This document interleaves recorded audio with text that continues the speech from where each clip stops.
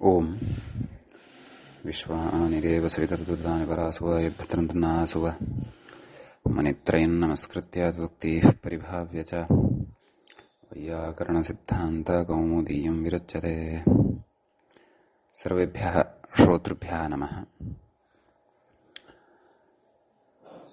गतपाठे यद्यत् पठितं तद् सकृत् वयं स्मरामः। गतपाठे अस्माभिः संख्यायास्तत्पुरुषस्य वाच्यः इति वार्तिकव्याख्यानवेलायां व्याख्यात्रा तत्र यः विचारः उपस्थापितः, यत्पक्षद्वयम् उपस्थापितं तदादाय तत्र चर्चा कृता। तत्र एकस्य पक्षस्य किञ्चित् असाङ्गत्य विषये अपि अस्माभिः विचारितम्। ततः परं बहुव्रीहौ सक्तक्षणोः स्वाङ्गात् शच इति उदाहरणम् इति सूत्रं सोदाहरणम् अस्माभिः पठितम्। तत्र प्रत्युदाहरणानि अपि दृष्टानि। दीर्घसक्तः जलजाक्षी इति उदाहरणद्वयं, दीर्घसक्ति स्थूलाक्ष इति प्रत्युदाहरणद्वयं दृष्टम्। तदधुना अग्रे सूत्रं पठ्यते।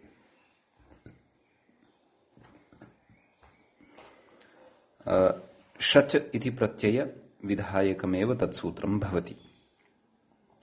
साक्षात् बहुव्रीहौ सक्तक्षणोः स्वाङ्गात् शच इति सूत्रात् अग्रिममेव सूत्रं भवति। सूत्रम् इत्थं भवति, अंगुलेर्दारुणि इति। अंगुलेर्दारुणि इत्यत्र पदच्छेदः यदि अवलोक्येत तर्हि अंगुलेः इति एकं पदं भवति। दारुणी इति पदान्तरं भवति। तत्र अंगुलेः इति पंचमी विभक्तेः एकवचनं भवति। दारुणी इति दारु इति उकारान्तस्य नपुंसकलिङ्ग उकारान्त नपुंसकलिङ्गे विद्यमानस्य उकारान्तस्य सप्तमी विभक्तेः एकवचनं भवति दारुणि इति। एवं किल। तत्र बहुव्रीहौ सक्तक्षणोः स्वाङ्गात् शच इति सूत्रात् शच इति अनुवर्तते। समासान्ताः इत्यस्य अधिकारः वर्तते। तद्धिताः इत्यस्यापि अधिकारः वर्तते। ज्ञाप्रातिपदिकात् प्रत्ययः परश्च एतत् सर्वमपि अत्र लभ्यते अधिकारवशात्। ततः सूत्रार्थः क्रियते। ततः पूर्वं व्याख्यात्रा किं कथ्यमानमस्ति इति एकवारं पश्यामः। किं कथयति? बहुव्रीहौ इत्यनुवृत्तस्य, बहुव्रीहौ इति यत्पदं गतसूत्रात् अनुवर्तते, पंचम्यर्थे सप्तम्यन्तस्य, तत्र पंचम्यर्थे सप्तमी भवति, व्यत्ययेन भवति इति गतसूत्रे अस्माभिः पठितमेव। अंगुल्याः विशेषणात् तद् अंगुल्याः विशेषणत्वं भजते यत् बहुव्रीहौ इति पदम् अनुवर्तते। तदन्तविधिः इति अभिप्रेत्य आह, नाम प्रकृते तदन्तविधिः भवति। विशेषणात् प्रकृते तदन्तविधिः भवति। नाम बहुव्रीहेः इति सप्तम्यन्तं तत्, परन्तु पंचम्यर्थे तत्र सप्तमी विहिता अस्ति। अतः अंगुल्याः इत्यस्य विशेषणत्वेन तत् तिष्ठति। नाम अंगुलिशब्दस्य विशेषणत्वेन तिष्ठति। अतः तदन्तविधिः भवति प्रकृते, येन विधिस्तदन्तस्य इति। अतः इति अभिप्रेत्य आह, नाम सूत्रार्थम् आह। सूत्रार्थं कथयति। किं कथयति?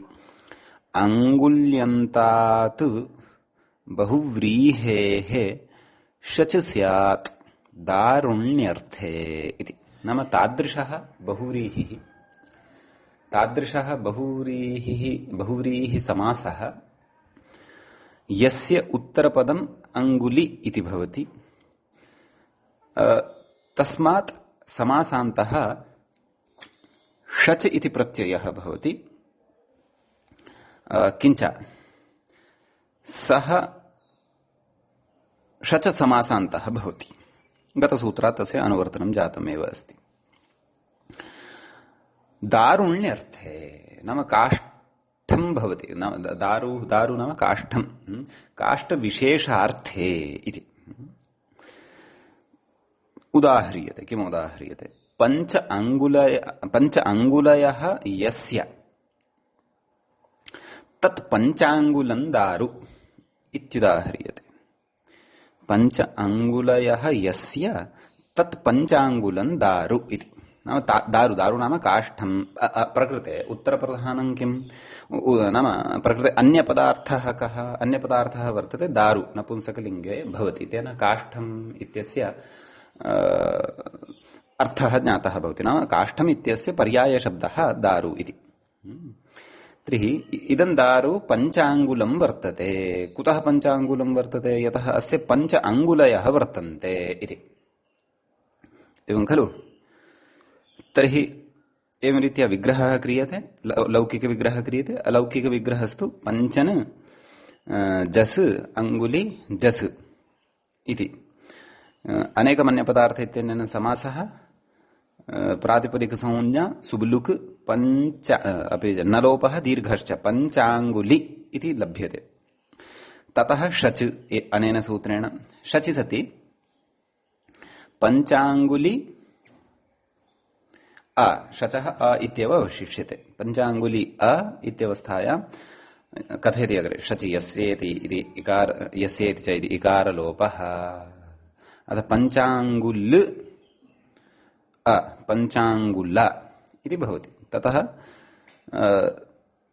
तदेव दारु इति नपुंसकलिङ्गे इति कृत्वा प्रकृते सुप्रत्ययः आयाति। तस्य स्थाने अमादेशः भवति, पूर्वरूपं भवति, पंचांगुलम् इति प्रयोगः सिद्धः भवति इत्यर्थः।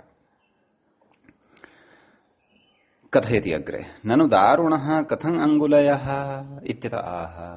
किं भोः, दारुणः नाम काष्ठस्य कथम् अंगुल्यः भवितुम् अर्हन्ति? अंगुल्यस्तु अस्माकं हस्तः यतः भवति, मानवस्य हस्तः वर्तते, तस्मिन् अग्रे अंगुल्यः वर्तन्ते। अथवा वानरस्य वा अंगुल्यः भवन्ति। केचन प्राणिनः ये सन्ति येषाम् अंगुल्यः दृश्यन्ते भवन्ति च अंगत्वेन। दारुणः कथम् अंगुल्यः भवितुम् अर्हन्ति इति चेत् इत्यतः आह। किम् आह? कथयति अंगुलि सदृशावयवम् इति। तत्र मूले पश्यन्तु, मूले किमुक्तवान्? अंगुलि सदृशावयवम् धान्यादि विक्षेपण काष्ठम् इत्युच्यते। नाम अंगुलि सदृशः अवयवः यस्य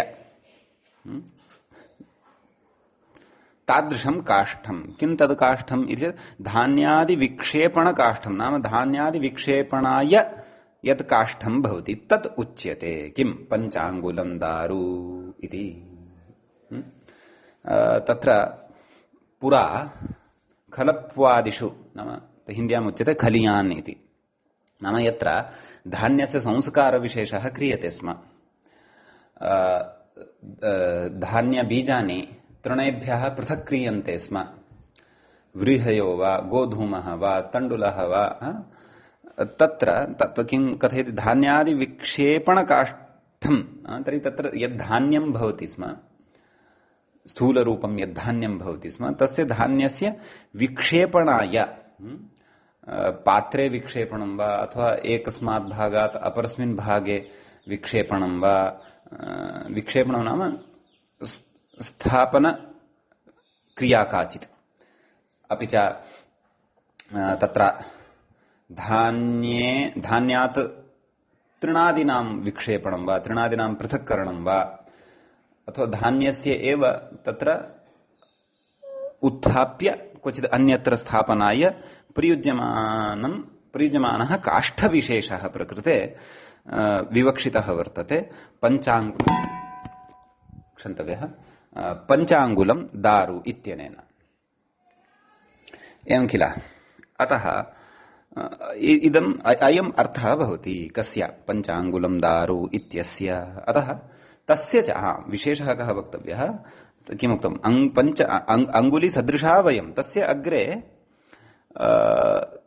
नाम धान्ये नाम धान्यस्य राशिः यत्र भवति तस्मिन् तस्य राशेः ग्रहणाय अग्रे काष्ठस्य एव पञ्च अंगुल्यः इव निर्मिताः भवन्ति। साक्षात् अंगुल्याकृतिर्न भवति, परन्तु पञ्च अंगुल्यः इव तत्र निर्मिताः भवन्ति तस्मिन्। अतः तद् मिथः युक्ताः भवन्ति, नाम दूरे दूरे न भवति, मिथः युक्ताः भवन्ति। अपि च तेन तद् धान्ये संस्थाप्य तस्मिन् धान्यं पूरयित्वा ततः धान्यम् उत्थाप्यते। तत्र स्थलान्तरे च तद्धान्यं निक्षिप्यते। अतः तादृशम् इदं पञ्चाङ्गुलं दारु भवति इत्यर्थः। एवं किल? इति उदाहरणविषये कथितवान्। अग्रे पुनरपि वदन्नस्ति। धान्येति कुत कथयति? कुसूलादिस्थितधान्याद्याकर्षकम् इति यावत्।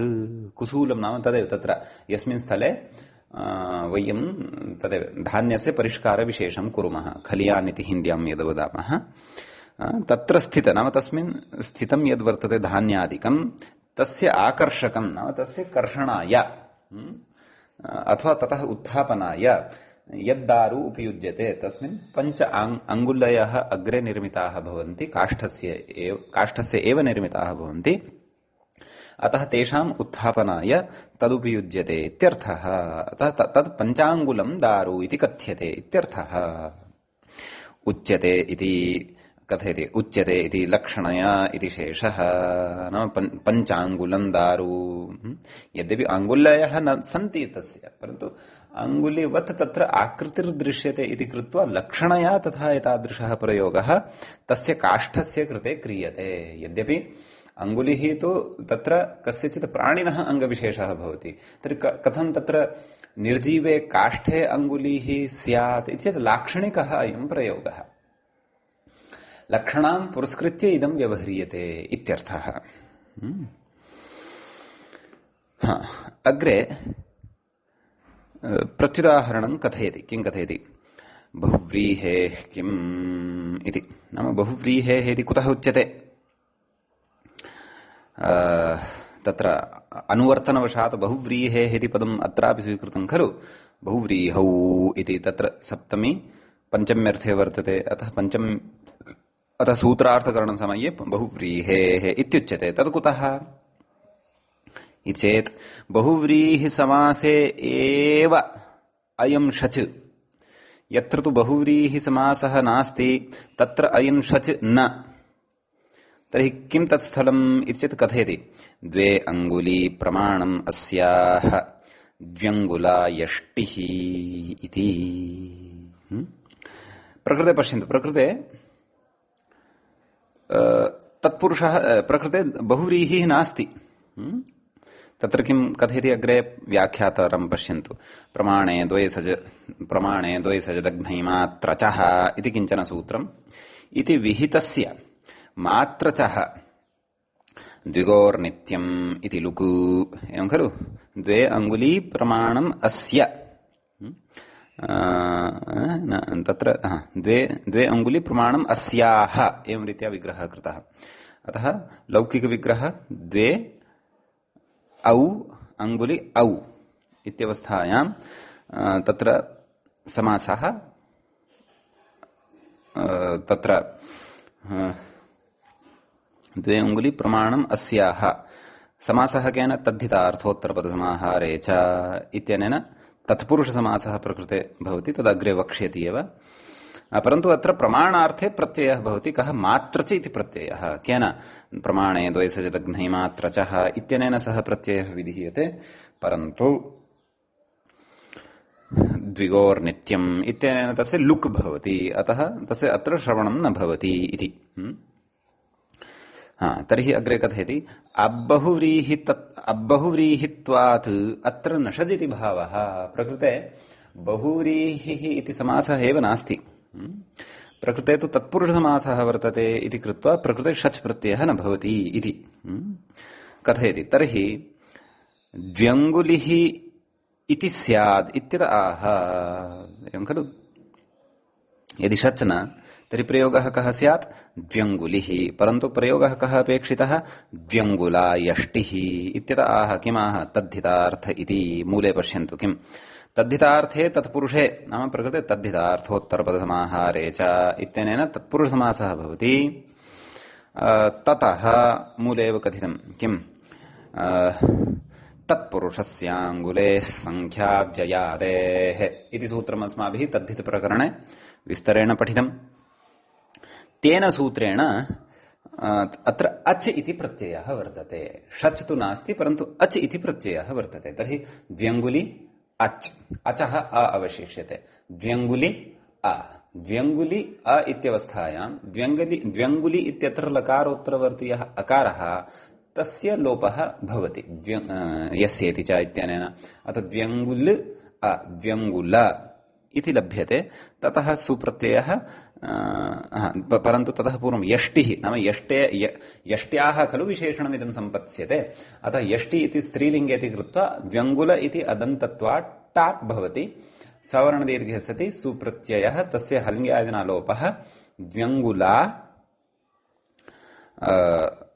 यष्टिः द्व्यङ्गुला इति रूपं सिद्धं भवति इति तत्र उच्यते। षच् तु यदि स्यात् तर्हि किं स्यात् तद् कथयति अग्रे व्याख्याता। किं कथयति? षचि तु ङीष् स्यादिति भावः। कुतः? षच् इति षित् शिति सति तर्हि तत्र प्रकृते यदि नाम बहुव्रीहेः इति नोच्येत तर्हि सूत्रम् अङ्गुलेर्दारुणी इत्यत्र बहुव्रीहि इत्यस्य अनुवर्तनं यदि न स्यात् तर्हि अङ्गुल्यन्तात् षट् स्यात् दारुण्यर्थे इत्येव तत्र अर्थः स्यात्। दारुण्यर्थः तु अत्रापि वर्तते। कुतः? यतः यष्टिः या वर्तते सा दारुण इव निर्मिता वर्तते खलु। परन्तु बहुव्रीहि समासः नास्ति। बहुव्रीहि समासः यदि अनुवर्तनवशात् तत्र बहुव्रीहि पदम् अत्र नागच्छेत् तर्हि तु तत्र षचः प्रसक्तिः स्यात्। षचः प्रसक्तिः यदि स्यात् तर्हि षिदन्तत्वं द्व्यङ्गुलशब्दस्य लभ्येत। षिदन्तत्वं द्व्यङ्गुलशब्दस्य यदि लभ्येत तर्हि तत्र षित्वात् षिद्गौरादिभ्यश्च इत्यनेन ङीष् स्यात् तदेव कथयन् अस्ति। षचि तु ङीष् स्यात् इति भावः। तेन द्व्यङ्गुली यष्टिः इति अनिष्टः प्रयोगः स्यात्। प्रयोगस्तु अपेक्षितः द्व्यङ्गुला यष्टिः इत्येव। आम् अङ्गुलेर्दारुणी इत्यत्र यः षच् विहितः तस्य तु स्त्रीलिङ्गे किमपि विधानं द्रष्टव्यम्। तदर्थम् एकवारम् अन्येपि ग्रन्थाः द्रष्टव्याः। यतः प्रकृते अङ्गुलेर्दारुणी इत्यत्र तु षचः फलं सद्यः नोक्तं तत्र नपुंसकलिङ्गस्थमेव उदाहरणं दत्तम्। पञ्च अङ्गुल्यः यस्य तत्पञ्चाङ्गुलं दारु। कदाचित् तत्र स्वरादिषु कश्चन विशेषः भवितुम् अर्हति। अतः तदर्थं तत्र भाष्यादिकम् एकवारं द्रष्टव्यं स्यात्। तत्र षचा साधितं परन्तु स्त्रीलिङ्गे तत्र उदाहरणम् अस्ति वा न वा इति तु वाङ्मयस्य अवलोकनमेव कर्तव्यम्। परन्तु बहुव्रीहौ एव तत्र षच् अपेक्षितः। तत्पुरुषे षच् नापेक्षितः इति तु विषयः स्पष्टः जातः एव। अतः एव तत्र स्थूला द्व्यङ्गुली यष्टिः इति प्रयोगः न भवति अपितु द्व्यङ्गुला यष्टिः इत्येव प्रयोगः भवति इत्यर्थः। अस्तु, तत्र अन्यत् प्रत्युदाहरणम् एकम् उच्यमानम् अस्ति ग्रन्थकारेण। तद् व्याख्यात्रा न चर्चितम्, अस्माभिः तु चर्च्यते। किमुक्तम्? दारुणी किम् पञ्चाङ्गुलिर्हस्तः इति। नाम दारुण्यर्थे एव तत्र अङ्गुल्यन्तात् बहुव्रीहेः षच् प्रत्ययः भवति। यदि दारुण्यर्थः गम्यमानः न भवति तर्हि तु तत्र षच् प्रत्ययस्य प्रसक्तिः न भवति। बहुव्रीहिः स्यान्नाम तथापि, यथा उदाहरणं दीयते तत्र पञ्चाङ्गुलिः हस्तः, तर्हि हस्तः हस्तः अस्माकं यः भवति सः हस्तः काष्ठस्य न भवति खलु, एवं किल। अतः काष्ठस्य अस्माकं हस्तः न भवति इति कृत्वा तत्र दारुणः अर्थः न गम्यमानः भवति। दारुणः अर्थः एव तत्र गम्यमानः न भवति इति कृत्वा तत्र शचिति प्रत्ययोऽपि न भवति। दार्वर्थः कुतः न गम्यमानः भवति इति चेत् अस्माकं हस्तः तु अस्थिमज्जादिभिः अस्थिमेदोभिः निर्मितः वर्तते ईश्वरेण। तत्र काष्ठस्य प्रसङ्गः एव नास्ति, अतः तत्र षच् अपि न भवति। अतः पञ्च अङ्गुलयः यस्य, अथवा यस्य इत्येव वक्तव्यं, सः हस्तः पञ्चाङ्गुलिः तावदेव। पञ्चाङ्गुलि इति शब्दात् सुप्रत्ययः सस्यरुक्तविसर्गे पञ्चाङ्गुलिः इत्येव उच्यते। दारुणि यदि नोच्येत तर्हि प्रकृते अपि षच् प्रत्यये सति पञ्चाङ्गुलः हस्तः इति अनिष्टः प्रयोगः लभ्यते स्म। स तु प्रयोगः नापेक्षितः इति कृत्वा तत्र दारुणि इत्युक्तम्। समीचीनम्।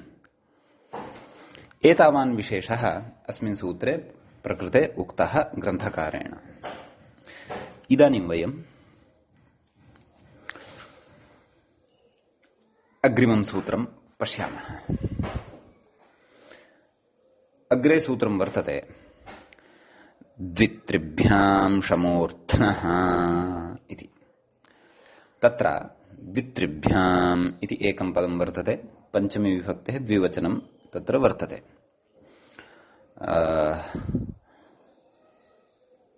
तत्र द्वौ च त्रयश्च तथा न प्रकृते द्वित्रि अनयोः तत्र शब्दयोः प्रकृतेः एव अनुकरणं कृत्वा रूपम् उक्तं वर्तते। यथा त्रिशब्दस्तु कदापि द्विवचने न भवति एव, बहुवचने एव भवति। अतः प्रकृते विग्रहः यः वक्तव्यः सः विग्रहः कथं वक्तव्यः इति चेत् द्विश्च त्रिश्च,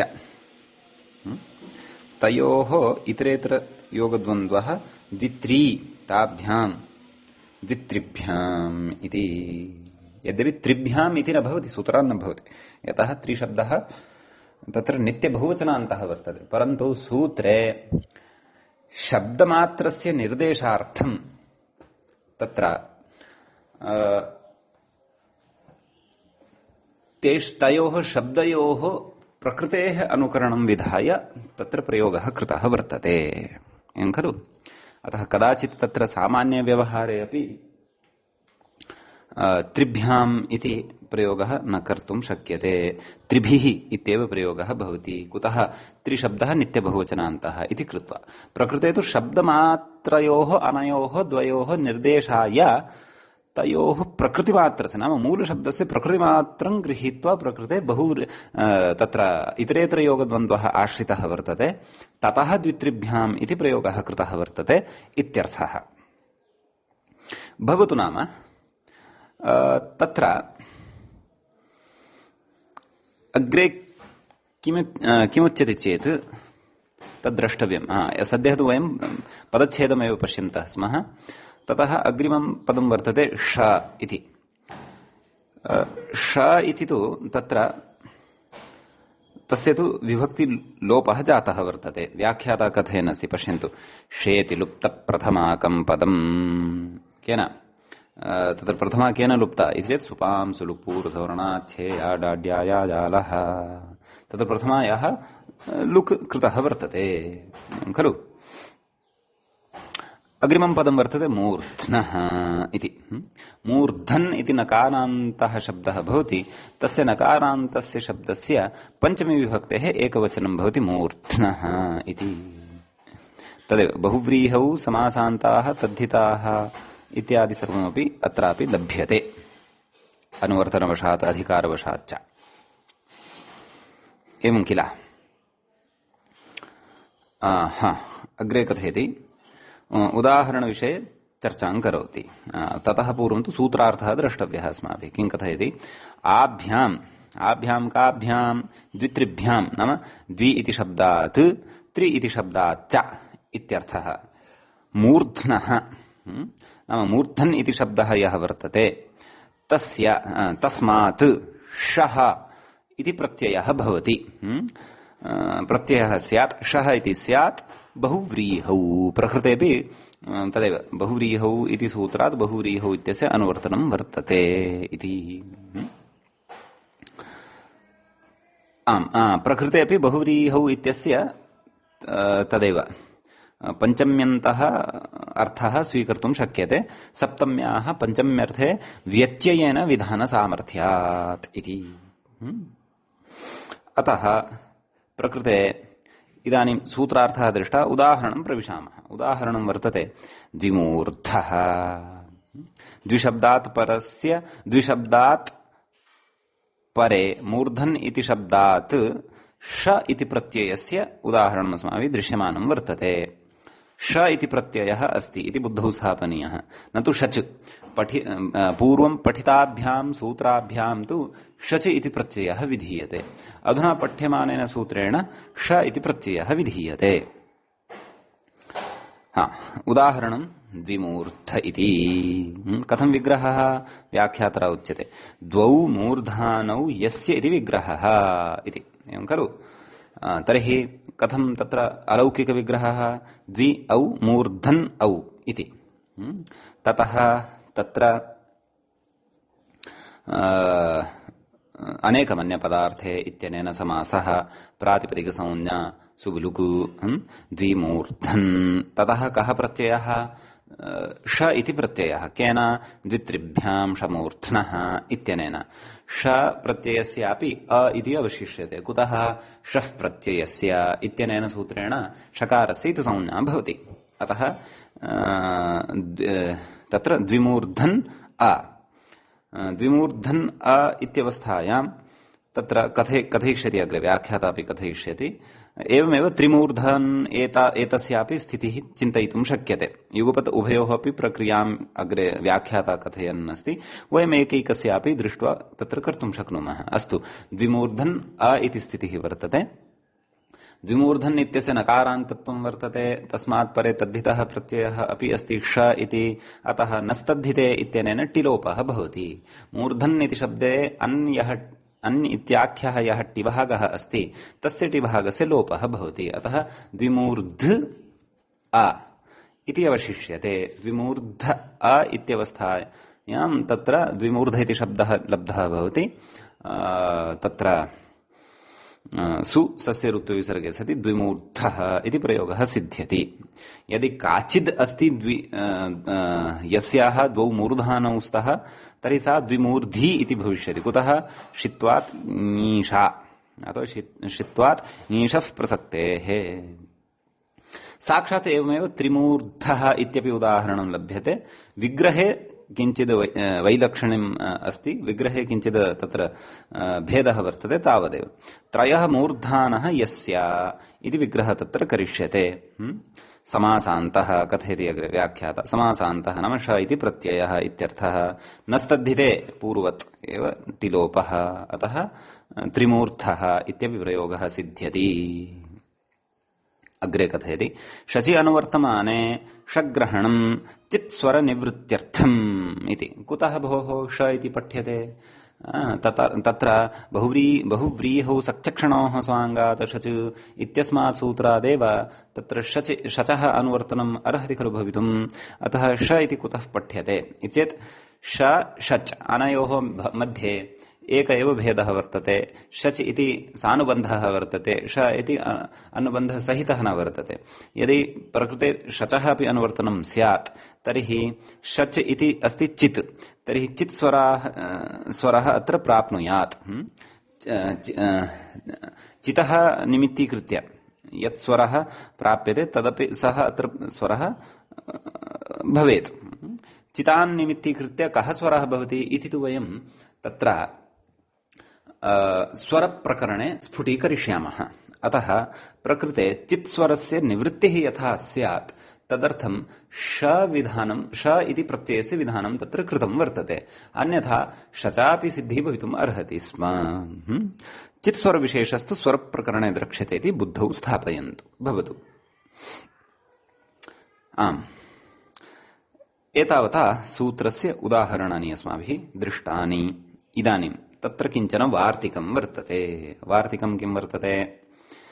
वार्तिकम् एवं वर्तते। मृगो नेतायास वार्तिकमस्ति नेतुर्नक्षत्रे अवक्तव्यः इति। नेतुः इति पञ्चम्यन्तम्, नक्षत्रे इति सप्तम्यन्तम्, अपु इति प्रथमान्तम्, वक्तव्यः इत्यपि प्रथमान्तम्। अप इत्यस्य विशेषणपदं वक्तव्यः इति। अप इति तु विधीयमानं प्रथमान्तं प्रकृते वर्तते इत्यर्थः। एवं खलु? एवं तर्हि अस्य वार्तिकस्य कः अर्थः इति चेत् अर्थः द्रष्टव्यः। किं कथयति? नक्षत्रे विद्यमानः यः नेतृशब्दः, नेतृशब्दः यः वर्तते ऋकारान्तः, णीयप्रापणे धातोः त्रिचप्रत्ययं विधाय नेता इति पुल्लिङ्गे सिद्ध्यति। तत्र मूलशब्दः कः वर्तते? नेतृ इति ऋकारान्तः। सः नक्षत्रवाचकः अपि भवति, नक्षत्रार्थे अपि उपयुज्यते इति। नक्षत्रे विद्यमानः यः नेतृशब्दः तदन्तात् बहुव्रीहेः, नाम तादृशः बहुव्रीहिनिष्पन्नः शब्दः यस्य उत्तरपदत्वम् अथवा यस्य अन्ते नेतृ इति शब्दः स्यात्। अतः तादृशात् बहुव्रीहेः अपु इति प्रत्ययः भवति। अप इति प्रत्ययः वक्तव्यः इति तत्र अर्थः भवति वार्तिकस्य। कथयति अग्रे नेता नायकः इति। मृगो नेता इति तत्र उदाहरणस्य विग्रहं पश्यति। उदाहरणं निर्मातव्यमस्ति अस्माभिः। मृगनेत्राः, पुष्यनेत्राः इति कथयति। मृगः नेता यासान् ताः मृगनेत्राः रात्रयः। एवमेव पुष्यः नेता यासान् ताः पुष्यनेत्राः रात्रयः। एवं रीत्या अस्माभिः उदाहरणं साधनीयं वर्तते। तत्र कथयति मृगः मृगशीर्षम् इति। नाम मृगशब्देन प्रकृते मृगशीर्षाख्यं, तत्र मृगशीर्षाख्यः नक्षत्रविशेषः ग्राह्यः इति। रात्रिः किम् अग्रे किमुच्यते? रात्रिनेता चन्द्रः। रात्रेः नेता कः भवति? वस्तुतः रात्रेः नेता अर्थात् नायकः कः भवति? चन्द्रः भवति इति। तद्योगात् नक्षत्रस्यापि नेतृत्वं बोध्यम् इति। अतः तद्योगात् नाम चन्द्रयोगात्, रात्रौ यथा चन्द्रः गगने विभाति तद्वत् नक्षत्राणि अपि गगने विभान्ति। अतः नक्षत्राणि अपि नेतृभूतानि वर्तन्ते कस्य? रात्रेः। अतः कथयति तद्योगात् नाम चन्द्रयोगात् नक्षत्रस्यापि नेतृत्वं बोध्यम्, नाम नक्षत्रं यद् वर्तते तस्यापि नेतृत्वम् अस्माभिः अवगन्तव्यम् इत्यर्थः। एवं खलु? एवं तर्हि तत्र उदाहरणसिद्धिं करोति। उदाहरणं तु अस्माभिः किं साधनीयं वर्तते? मृगनेत्रा इति। एवं खलु? मृग इत्यनेन किं ग्राह्यमिति मया उक्तमेव। मृगशीर्षाख्यं नक्षत्रं ग्राह्यम् इत्यर्थः। तर्हि मृगः नेता यासान् रात्रिणां ताः मृगनेत्रा रात्रयः। मृगनेत्राः रात्रयः। तर्हि मृगनेता यासाम् इति लौकिकविग्रहः। अलौकिकविग्रहः मृग सु नेतृ सु इति। ततः अनेकमन्यपदार्थे इत्यनेन समासः प्रातिपदिकसंज्ञा सुबुलुकु मृग नेतृ इति शब्दः, नेतृ इति ऋकारान्तः शब्दः लभ्यते। अतः समासानन्तरं मृगनेतृ इति शब्दः प्राप्तः भवति। मृगनेतृ इति शब्दात् तत्र वार्तिकं यद् पठितं किं नेतुर्नक्षत्रे अवक्तव्यः एवं खलु नक्षत्रे विद्यमानः यः नेतृशब्दः प्रकृते नेतृशब्दः नक्षत्रार्थे विद्यमानः वर्तते न तु सामान्ये लोके लौकिकाः नायकाः ये सन्ति सः अर्थः न अत्र नेतृशब्दस्य तत्र नक्षत्रार्थः वर्तते स च अर्थः कथं भवति इत्यपि काचित् युक्तिः दर्शिता एव नाम रात्रिनेता चन्द्रः तद्योगान् नक्षत्रस्यापि नेतृत्वम् इति बोध्यम् विशिष्य एतदर्थं तत्र ज्योतिषशास्त्रस्य प्रयोगाः अपि अथवा ज्योतिषशास्त्रस्य तत्र शब्दाः ये सन्ति मृगशीर्षं पुष्यम् इत्यादयः ये शब्दाः सन्ति तेषामपि तत्र व्युत्पत्तिसहितविचारणं यदि क्रियते अथवा सिद्धान्तशः तत्रापि पठ्यते तर्हि तेषां सकाशात् तेषां शब्दानां सकाशादपि एतेषाम् अर्थस्य स्फुटता भवितुम् अर्हति यत् कथं नेतृशब्दः नक्षत्रवाचकोऽपि भवति इत्यर्थः प्रकृते तु सामान्यतया उक्तम् अस्तु एवं तर्हि मृगनेतृ इति अवस्थायां मृगनेतृ इति शब्दात् नेतुर्नक्षत्रे अवक्तव्यः इत्यनेन वार्तिकेन अप् इति प्रत्ययः भवति अपः अ इति अवशिष्यते अतः मृगनेतृ अ इति स्थितिः लभ्यते मृगनेतृ अ इत्यवस्थायां तत्र ऋकारस्य यण् भवति तदेव व्याख्याता कथयन् अस्ति ऋकारस्य यण् इको यणचि इत्यनेन अतः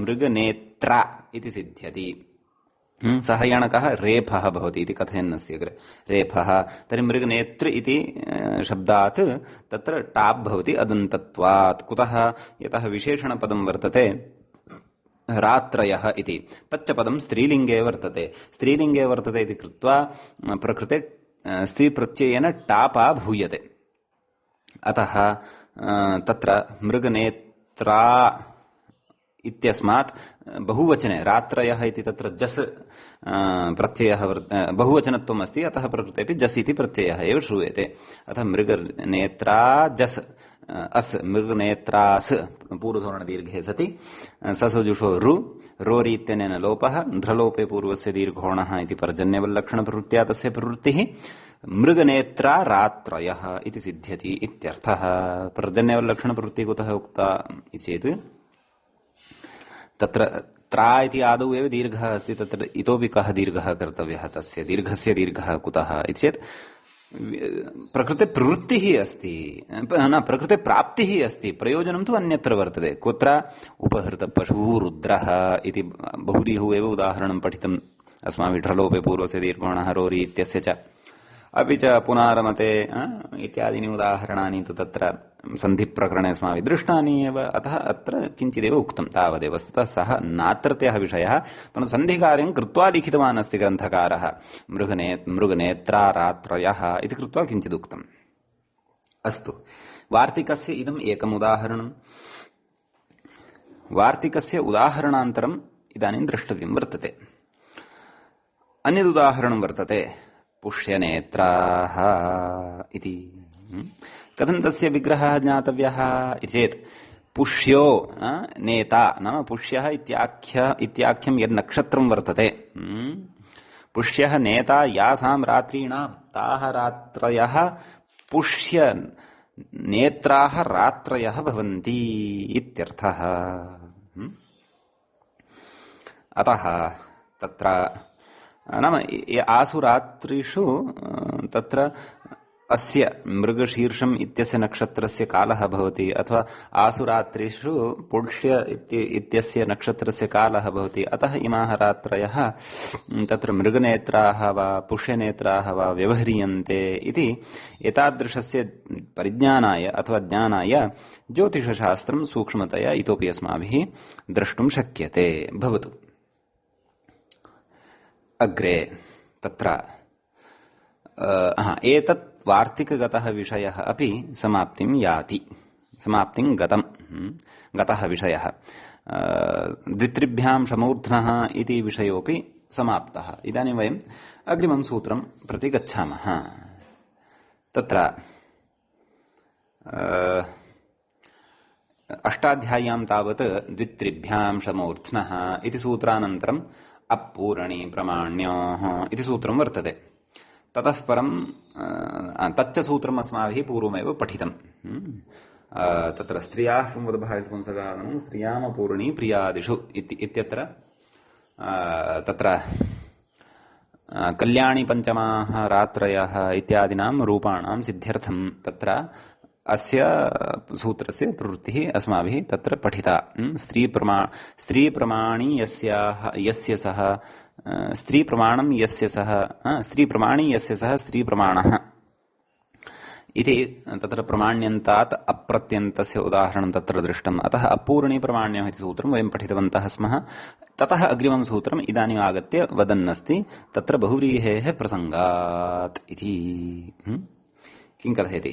सूत्रं वर्तते अन्तर्बहिर्भ्याञ्च लोम्नः इति वर्तते।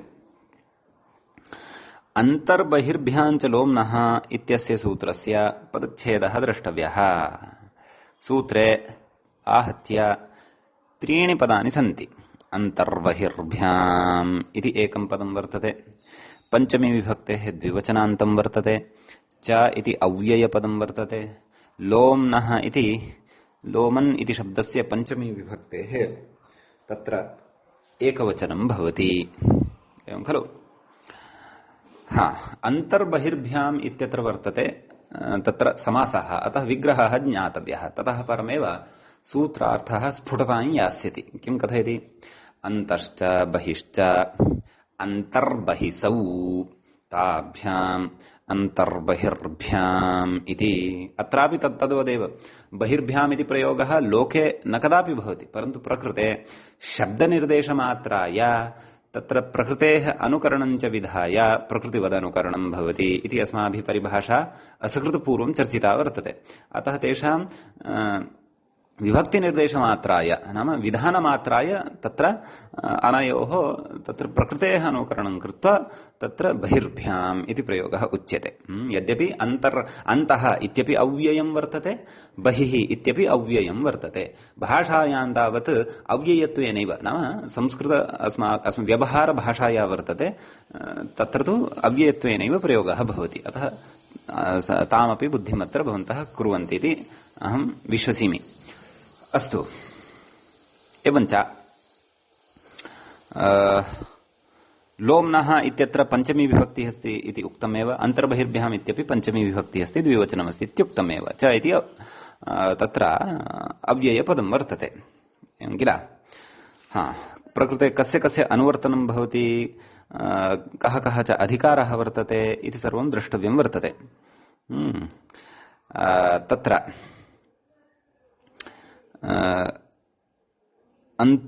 अन्तर्लोमः बहिर्लोमः इति उदाहरणद्वयं साधनीयं। परन्तु प्रकृते अस्माभिः यत् सूत्रं पठितं किम् अपूर्णी प्रमाण्योः इत्यनेन सूत्रेण तत्र अप् इत्यस्य अनुवर्तनं भवति।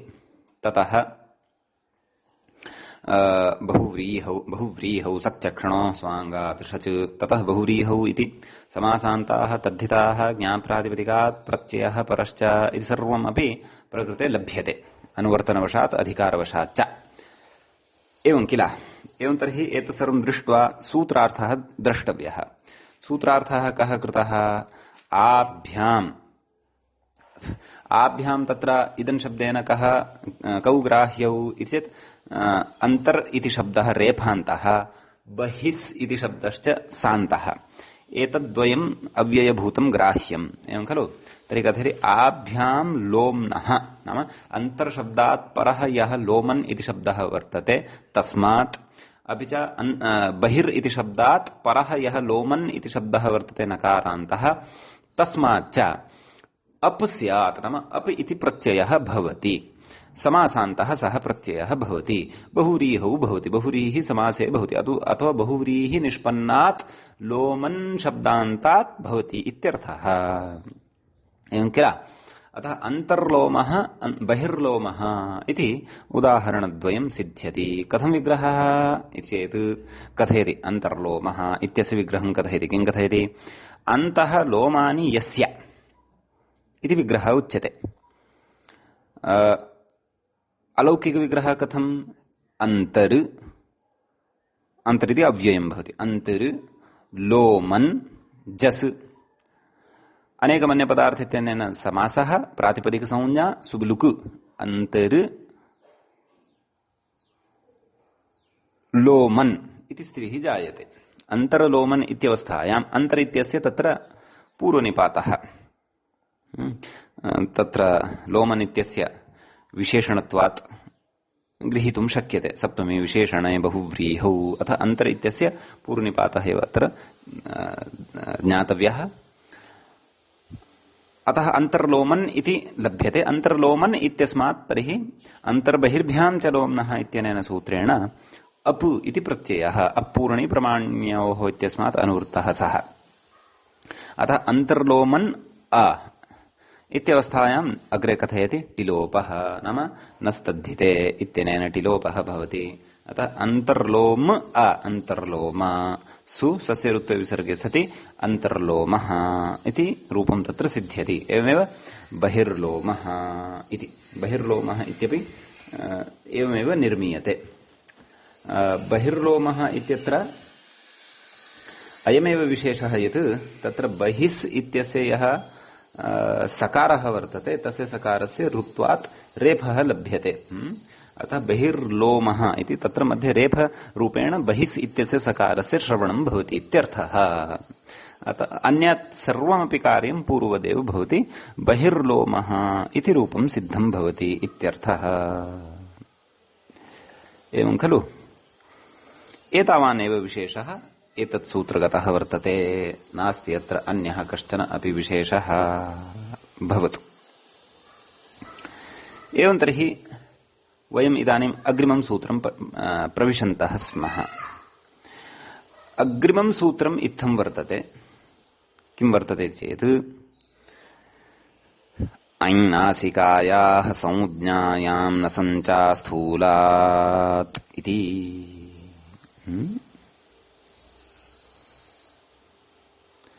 इति सूत्रं। सूत्रस्य पदच्छेदः आदौ द्रष्टव्यः। सूत्रे आहत्य षट् पदानि सन्ति। षट्पदात्मकमिदं सूत्रं वर्तते। प्रथमं पदं वर्तते तत्र अच् इति। द्वितीयं पदं वर्तते नासिकायाः इति। तर्हि तत्र सूत्रे तु अच् इति न श्रूयते खलु, सूत्रे तु ऐ इति श्रूयते किल इति चेत् सत्यं, परन्तु तत्र ञकारः सन्धिकार्यवशात् लब्धः वर्तते। यरो नुनासिके नुनासिको वा तेन तत्र अनुनासिकविधानं वर्तते। अतः विधानपूर्वकं सूत्रस्य पाठनं कृतवान् अस्ति सूत्रकारः। वस्तुतः सः अच् इत्येव वर्तते। अच् इति प्रत्ययः, विधीयमानः प्रत्ययः। विधीयमानः प्रथमान्तं विधीयमानं प्रथमान्तमिदं पदं भवति इत्यर्थः। अग्रे वर्तते नासिकायाः। नासिकायाः इत्यत्र षष्ठी विभक्तिः भवति। नासिका इति शब्दस्य षष्ठी विभक्तेः एकवचनं भवति। अग्रे संज्ञायाम् इति सप्तमी विभक्तेः एकवचनम् अस्ति। अग्रिमं पदं वर्तते नसम्। नसम् इति तत्र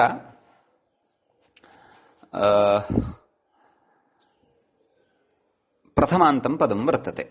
प्रथमान्तं पदं वर्तते, परन्तु अस्माभिः सूत्रार्थकरणसमये अस्य द्वितीयान्ततया संगतिः प्रदर्शयिष्यते। तदा सूत्रार्थकरणसमये एव स्फुटः भविष्यति विषयः। अस्तु, अग्रिमं पदं वर्तते च। च इति अव्ययपदं वर्तते। ततः अग्रिमम् अन्तिमं च पदं भवति सूत्रे अस्थूलात् इति। अस्थूलात् इत्यत्र विग्रहः ज्ञातव्यः। न स्थूलः अस्थूलः, तस्मात् अस्थूलात् इति पदच्छेदः पदे विद्यमानश्च विग्रहः भवति। बहुव्रीहौ सख्यक्षणोः स्वाङ्गात् शच् इत्यतः बहुव्रीहि इत्यनुवर्तते। अपि च समासान्ताः तद्धिताः ज्ञाप्रातिपदिकात् प्रत्ययः परश्च तत्सर्वमपि अत्र यथावत् आगच्छन्नस्ति इति एतावन्तं विषयं मनसि कृत्य अग्रे सूत्रार्थं कथयिष्यति। व्याख्याता किं कथयन्नस्ति पश्यन्तु। अच इति छेदः तदस्माभिः उक्तमेव, तस्य चर्चा कृता एव। अच इति अस्ति वस्तुतः, सन्धिवशात् तत्र ञ इति लब्धः वर्तते। अग्रे नासिकायाः इत्यस्य बहुव्रीहेः विशेषणत्वात् तदन्तविधिम् अभिप्रेत्य आह नासिकान्तात् इति।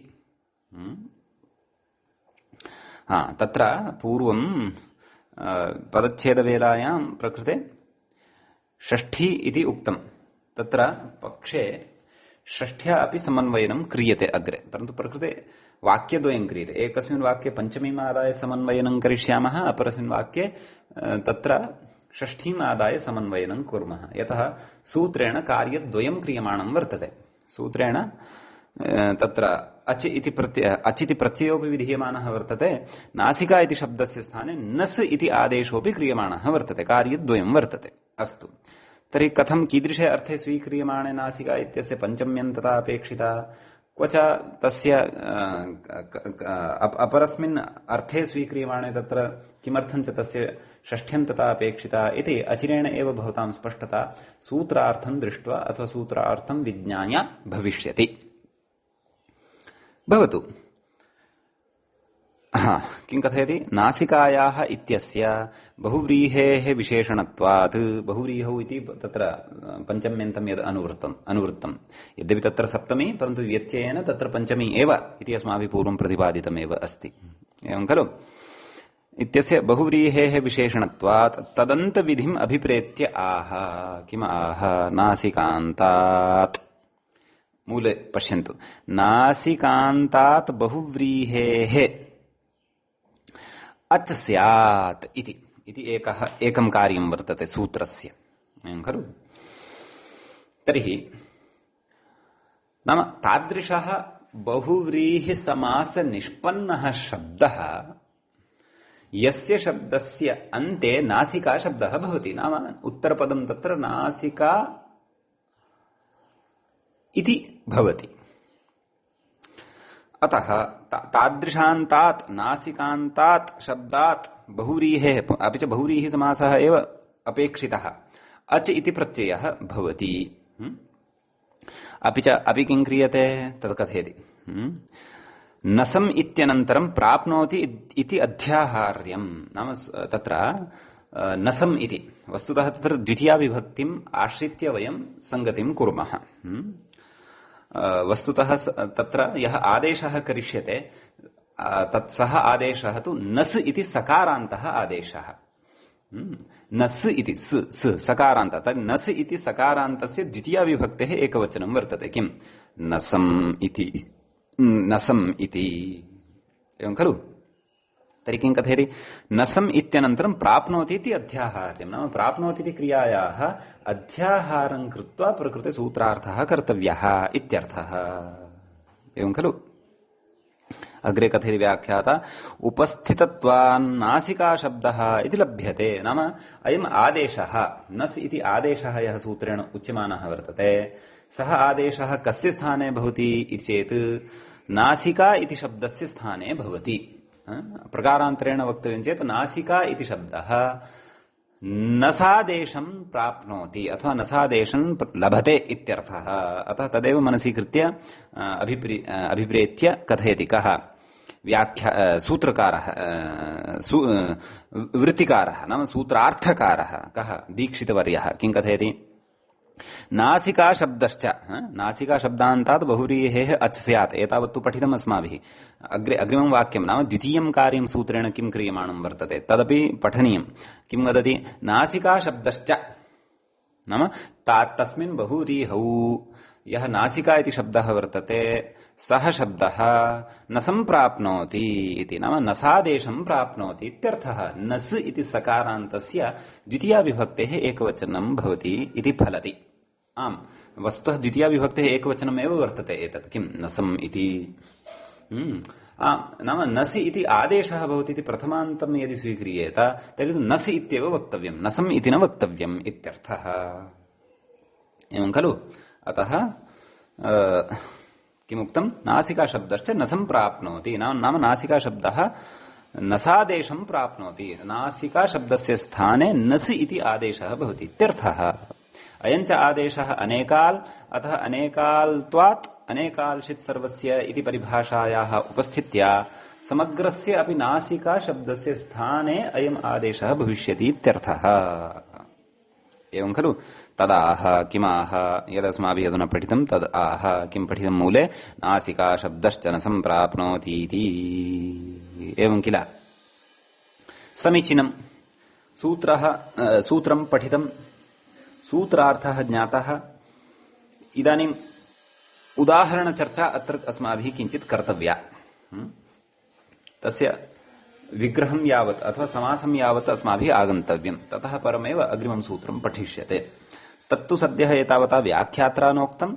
न च उक्तं सूत्रकारेण नाम आदौ तत्र विधिरेव उच्यमानः वर्तते विधानम् उक्त्वा ततः परम् उदाहरणं वक्ष्यते एवं खलु एष विधिः निगमनविधिः उच्यते आदौ उदाहरणं कथयामः यदि ततः परं तत्र विधेः नाम नियमस्य यदि उपस्थितिं कुर्मः तर्हि सः विधिः आगमनविधिः उच्यते आधुनिक्या भाषया भवतु नाम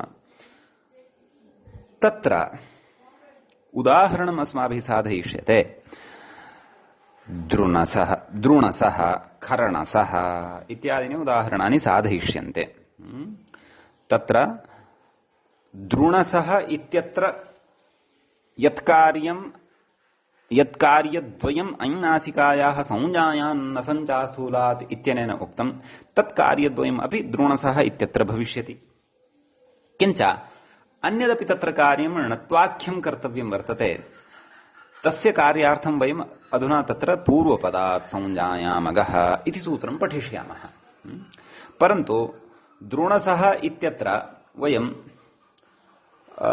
प्रथमेन सूत्रेण यत्कार्यद्वयं कृतं वर्तते तावत्तु अधुनैव साधयामः पूर्वपदात् संज्ञायामगः इति रूपसिद्धेः प्रागेव यद्यपि व्याख्यात्रापि अग्रे वक्ष्यते ग्रन्थकारेण अपि मूले वक्ष्यते परन्तु अस्माकं स्पष्टतायै अधुनैव वयं